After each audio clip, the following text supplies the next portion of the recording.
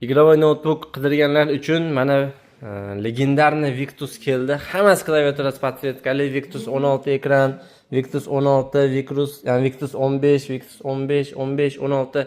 Xo'p, har biri ishlashga tayyor, chiroyli holatda.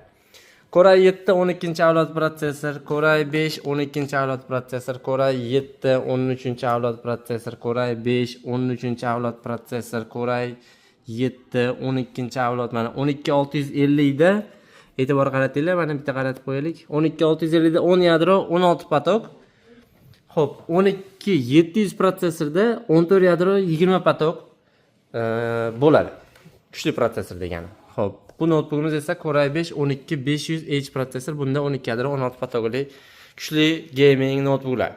Bulardan hammasining narxini kommentariyada bitta-bitta javob berib chiqamiz. Xudo xolasa, kimga qiziq bo'lsa yozinglar.